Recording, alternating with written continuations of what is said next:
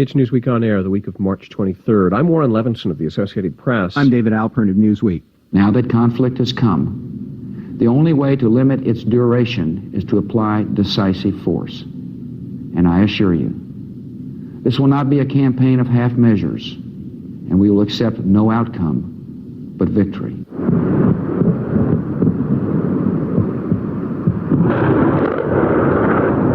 And so it began. President Bush, just after the first airstrikes on a suspected Iraqi leadership site and the subsequent shock and awe bombardment of Baghdad as U.S.-led ground forces swept north across the Kuwait border.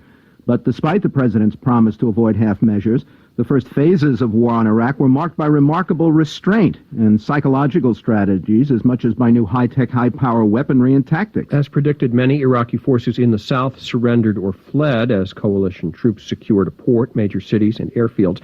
And whether Saddam Hussein himself remained alive and in control after that first strike, or was being represented by one of his many doubles or TV pre-tapes, there was no immediate surrender by his regime. For more on the attack, its fallout, and the long road to war, we have Nordland, our correspondent at large en route from Kuwait City into Iraq, assistant managing editor Evan Thomas, and Newsweek International Editions editor Fareed Zakaria. First to Rod.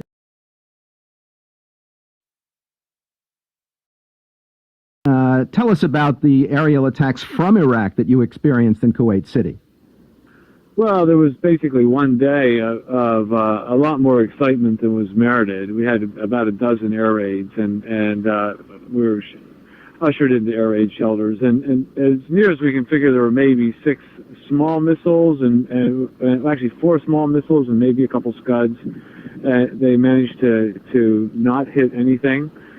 The next day there were 1 or 2 air raids at least, and since then I think it's been quiet. But I wouldn't know. I'm in Iraq now. And what are you learning about progress of American forces in Iraq? Well, it's a pretty chaotic picture. Today we had a pretty sobering day that began with even some of us journalists taking Iraqi prisoners and delivering them to the coalition forces. And then ended with civilians killed and possibly in crossfires, possibly by accident. And then what sort of emerged by the end of the day is that although there is this rapid advance deep into Iraq, they haven't managed to pacify a lot of the territory that they've crossed, and there's still a lot of people who aren't necessarily really happy about the arrival. There's also a lot of people cheering and glad to see the Americans coming too, but there are still some holdouts, and it's a very dangerous, chaotic picture. Rod Nordland. Next to assistant managing editor Evan Thomas, who's got some interesting inside information about that first night's attack on Baghdad. Evan, what have you learned? It appears that the CIA had a spy, had turned a high official close to Saddam who had to make a choice whether he was going to run the risk of getting killed by Saddam for betraying him with grisly consequences or face inevitable death from U.S. forces. And this high security official was convinced that the Americans were coming and that he was going to die if he didn't cooperate, and so he did. And he was the guy who told us where Saddam was going to be sleeping on Wednesday night, March 19th. And that's why the president was able to make that sudden decision, quick decision, remarkably quick decision to send a decapitating airstrike in to try to kill him. They still don't know whether he's dead or not. He may be. They really don't know. But they almost ended the war in one night. Do they know anything about the fate of the spy? He's alive. He's going to get a retirement home. From the very latest to the very first, you did an interesting history of the long road to war, and the big question was how Iraq came into President Bush's sights in the first place, since he was not immediately connected with 9/11, which is really what turned him from a more tentative president into the leader that we now see. Well, the amazing thing is there wasn't one decision. It just sort of happened. And it was part of Bush's conversion experience after 9/11 that it was his duty to defend the country no matter what, and he became convinced by the men around him, chiefly Rumsfeld and Cheney, who felt some of the same imperatives, that Iraq was the enemy, and maybe the intelligence wasn't definitive, but it wasn't the kind of thing that you could take a chance on. And Rumsfeld and Cheney felt this way from the moment they took office, essentially. Yes, I mean, I think that Rumsfeld had been telling the president, actually, all along that there was a perception around the world that the United States had gone soft, and that we had to be able to take out our enemies for the rest of the world to take us seriously. They had this conversation at the very beginning. And Cheney, who was normally a pretty cautious guy, just gradually came to the view that he had a gloomy view of human nature and that there's evil out there. I'm not sure that's a word he would use, but there are enemies out there, and that we had to stand up to them. And they both felt that pretty strongly, and so did George Bush, and that's why we're going to war. And was there a lot of resistance to that view in the White House from the beginning? No. Colin Powell really was the one person arguing for restraint, and they, right to say they rolled him, but they certainly overcame him. Finally, to Newsweek International Editions editor Fareed Zakaria. George Bush came into office saying the United States should be humble about imposing its will or its ways on other nations. So what changed? Is it all 9/11? It began before 9/11. There were people within the administration who had always wanted to assert American power unilaterally, didn't like the Clinton emphasis as they saw it on treaties and multilateralism. And so Bush withdrew from 5 international treaties in the first 6 or 7 months of his administration, including Kyoto. But 9/11 certainly accelerated and exacerbated the tension, because after 9/11, the administration felt it needed complete freedom of action and had to be able to do whatever it needed to protect American interests. The problem, of course, is for the rest of the world to watch the most powerful country in the history of humankind believe that it needed absolutely no constraints on its power, however thin those constraints really were, and that it really needed to be able to do exactly what it wanted whenever it wanted, scared the rest of them witless. There's also a personal factor with Bush, you note, in terms of getting out into the world, especially compared with the handicapped Franklin Roosevelt. Well, Bush has traveled on a per-year basis. In other words, he's only been in office 2.5 years. But on a per-year basis, he has traveled less than any president, essentially since the introduction of commercial jet aviation. You really have to go back 40 years or so. Traveling to another country really is a sign of deference that American presidents have often paid, precisely because we are so powerful, to send a signal that we do not take that power for granted. Roosevelt, while in the midst of running World War II and essentially being the dominant power, in 1945, goes, 1944 and 45, goes to Tehran, to Casablanca, to Yalta, traveling often 40 hours, as you say, paralyzed with 20 pounds of steel braces to lug around, and at a time when he was dying, to show a certain kind of respect to his wartime allies, Britain and Russia, even though the United States could have run the entire show by itself by then. The contrast between not just that, but sort of 40 years of American diplomacy and what is increasingly becoming a kind of arrogance where we assume that we don't need to go anywhere, where diplomacy equals a telephone call, is quite striking. But Fareed, the rise of great powers has always given rise to the rise of envy among other countries. Isn't a lot of that at work here? Sure. A lot of what we're experiencing is the normal resentment and envy that people have when you're very powerful. But we've always understood that. I mean, the United States has been powerful for 50 years. This is not new. What's new is that we don't seem to see that precisely because of that power, we have to be generous. We have to reassure the world that they need not fear that power. Instead, they should respect it. American hegemony, if you will, American leadership has always operated on the basis of a kind of consensus that we have gotten the world to believe that we were taking care of their interests as well as our own, rather than, if you will, the kind of Soviet model where we scared and intimidated people. And how much of this worldwide resentment has been building since the collapse of the Soviet Union in 1991 and the rise of what we call the unipolar world now? Some of it certainly is just part of the massive increase in American power. Let's not forget that the French foreign minister coined the term hyperpower to describe America, and he did so during the Clinton administration, not the Bush administration.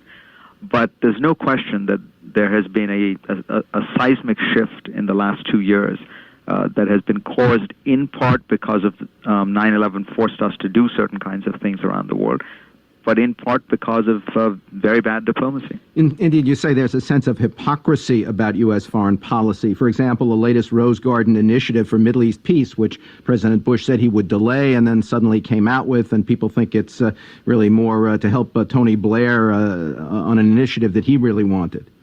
Precisely. The problem with the Bush administration's multilateralism is it is so patently obvious that it is insincere and transparent.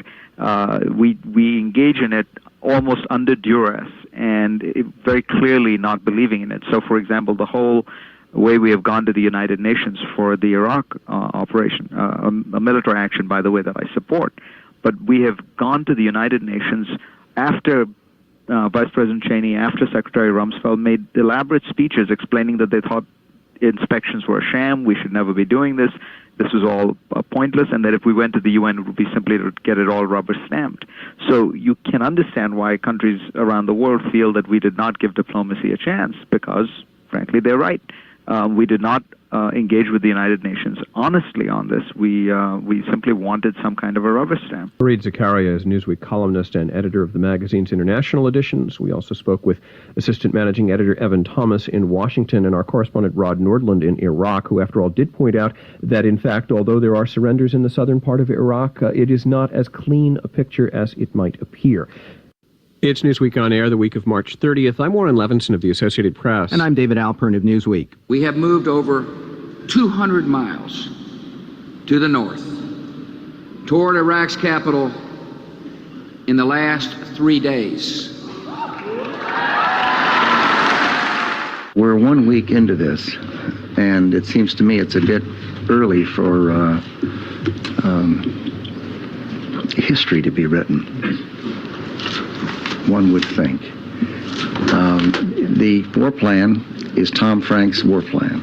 It was carefully prepared over many months. President Bush stressing coalition forces' record run toward Baghdad for troops at U.S. Central Command headquarters in Tampa, and Defense Secretary Donald Rumsfeld downplaying criticism from some officers in the field and veteran analysts that the Pentagon brass had underestimated the amount of manpower and firepower they would need and the stiffness of Iraqi resistance they would face, not just from elite Republican guards around Baghdad, but irregular forces further south and even at the weekend a suicide bomber. The reception from the Iraqi people was less friendly than many had expected. Some Iraqis are still under pressure from the defenders of Saddam Hussein. Others are mindful of failed American support the last time they attempted an uprising against him 10 years ago. U.S. commanders are also embarrassed by marketplace bombings in Baghdad that they could not say for sure were the result of coalition errors or Saddam's own treachery. The Iraqis managed to lob a missile of their own into Kuwait City, apparently from a coastal area behind coalition lines. On the other hand, U.S. airborne troops joined special forces and Kurdish fighters north of Baghdad to quickly clear out Islamic guerrillas connected with al-Qaeda and Iran. We'll look ahead to the battle for Baghdad and back at the progress so far with Newsweek correspondent at large Rod Nordland back in Kuwait from the Basra area and assistant managing editor Evan Thomas in Washington. But first, your views in the latest Newsweek poll. 7 in 10 surveyed approve of Bush's handling of the war and his job in general, back up to his level on the first anniversary of 9/11. A 58% majority would support fighting for a year or more, 71% for at least several months, and the number who see the loss of many U.S. fighters as likely remains steady at 78%. Rod Nordland in Kuwait City. Rod, you've taken a look at these long supply lines, which everybody has written are the longest in American military history. What strikes you about them? What strikes me about them is how poorly defended they are and how thinly they're stretched. When we were working our way along those lines in the rear last week, and in numerous occasions the lines were cut by ambushes and reports of hostile activity along them. And we'd find key points like bridges that would be defended by literally as few as 3 soldiers. They just don't have enough forces there to deal with the amount of resistance from irregulars that they're experiencing. And you learned something about the psychology behind some suicidal Iraqi counterattacks that got chewed up by British forces, a challenge for coalition propaganda experts. Yeah, they actually saw an armored column coming out of Basra, and at first they thought, there was a column of maybe 30 vehicles or so, and the British who had them greatly outgunned, and they assumed at first they were coming out to surrender, and they were stunned when it appeared they were coming out to engage, and they just spent a day and a half kind of methodically blasting them away, and a lot of them felt very bad about it because it didn't seem a very fair fight. It seemed like they were being forced to come out and fight a foe that they knew they had no choices, no chance of defeating. But the British felt badly about tearing this thing up. No, they did. They felt very badly about it. They felt that these men were probably forced by somebody behind them, perhaps the Saddam Hussein, to come out and fight, and also had been kind of sold a propaganda bill of goods that if they surrendered, they'd be killed, and they had no choice but to fight. They would destroy a tank, and then the surviving crew members would climb out and try to fight their tanks with small arms fire. What about the shift of mood among the Iraqi populace in the south once those first coalition forces swept by them? Yeah, at first they were cheering and they were really kind of thrilled to see American forces, and then after a couple of days, they realized that they weren't staying there in any large numbers. They were just rushing on through and leaving very small detachments, and that emboldened the Ba'athist and Saddam supporters to reassert themselves, and very quickly the mood, at least the mood you could see, turned to one of sort of anti-American hostility. And what have you heard about preparations for the battle for Baghdad?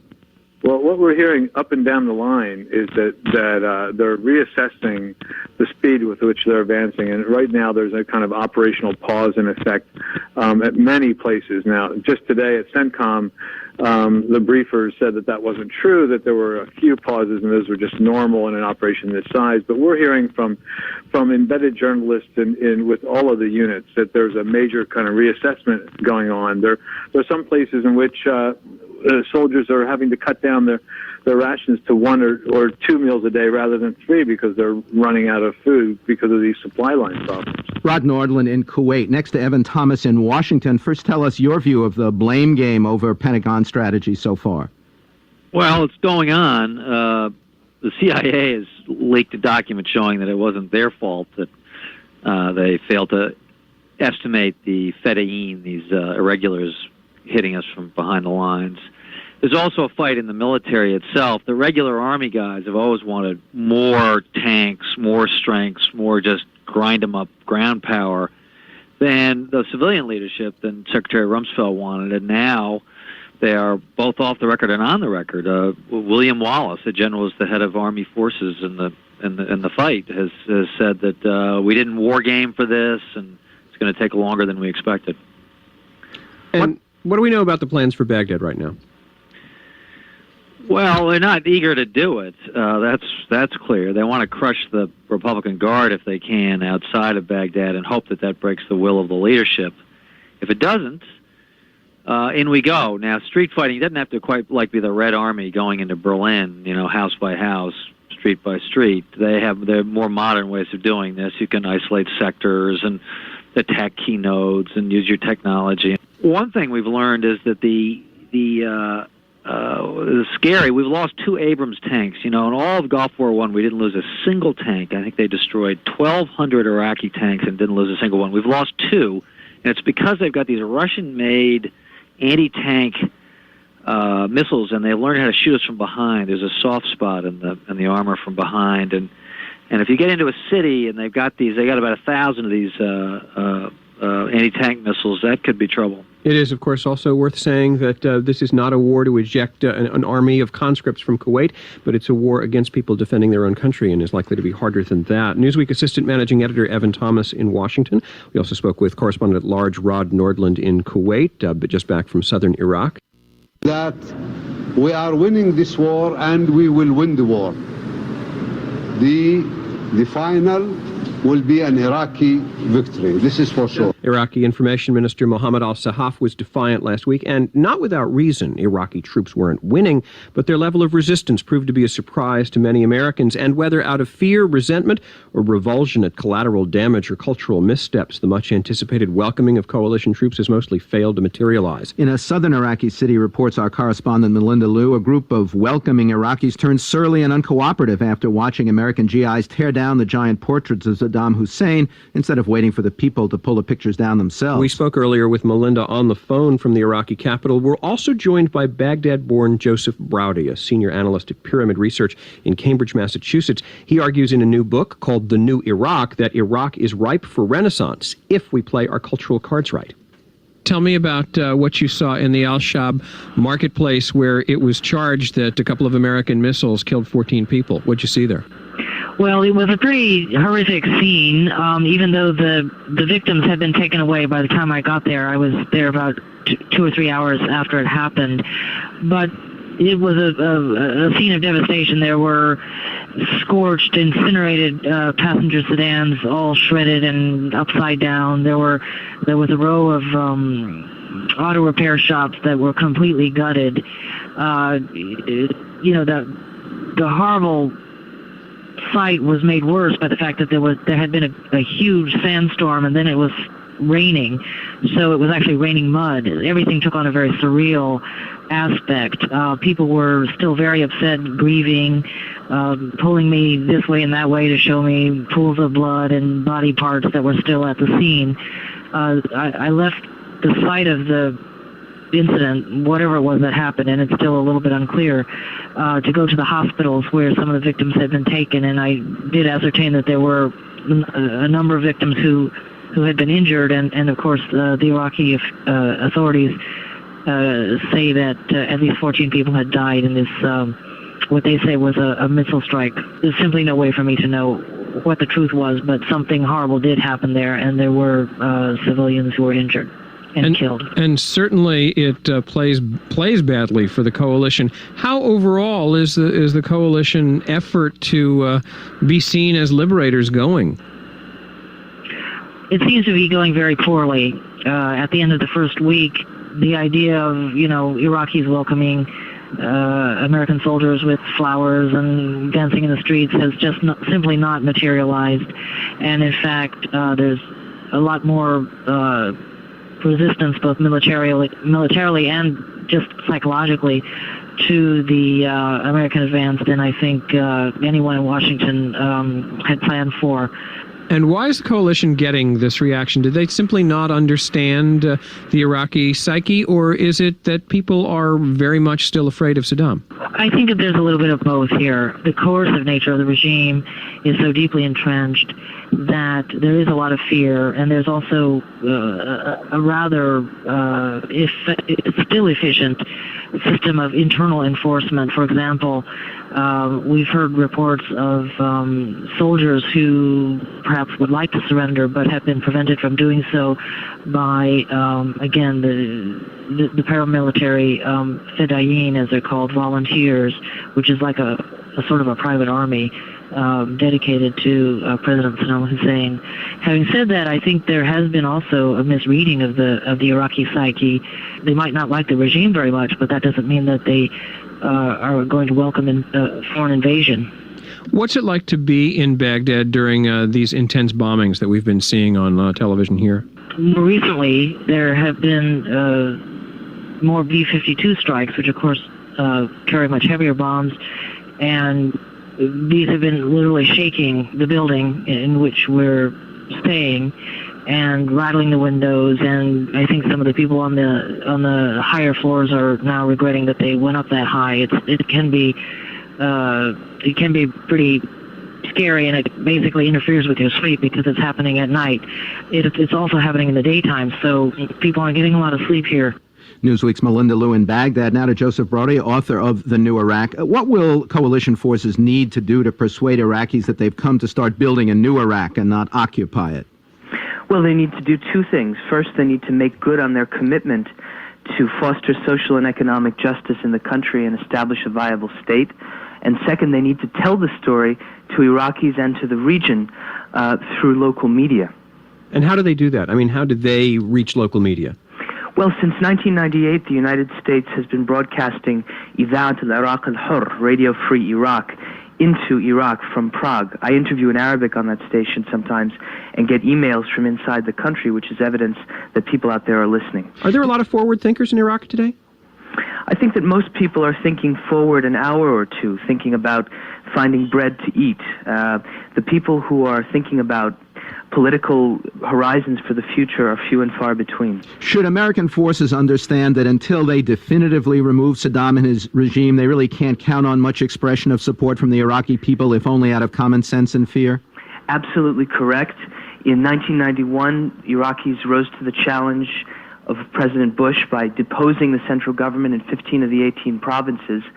But when the American pledge of support didn't come through, they felt let down. It may seem strange to us, but many Iraqis still aren't sure the U.S. is going to go through with this. We've come to think of Iraq as a country that's been once wealthy but deeply impoverished by 12 years of international sanctions. Give us a sense of what the potential is of a free Iraq. My book, The New Iraq, explains, among other things, that you don't have to go back even 2.5 decades to see an enormously prosperous country. It's just that scant resources under international sanctions and in decades of war have been diverted from investing in the traditional infrastructure and industry into military. Your plans, though, for a new Iraq sound like the sort of thing that would require a long stay by Western troops and about the last thing that Washington seems to want.